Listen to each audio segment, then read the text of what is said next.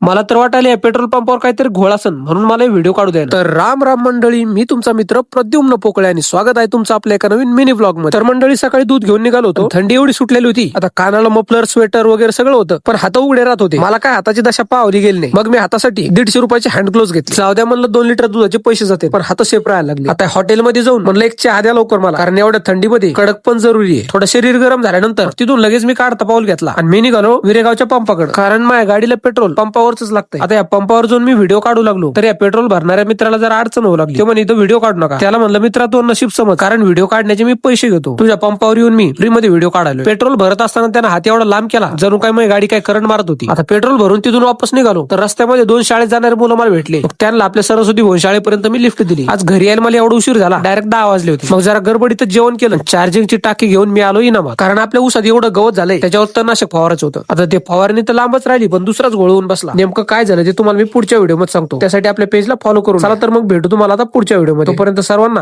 Ram Ram.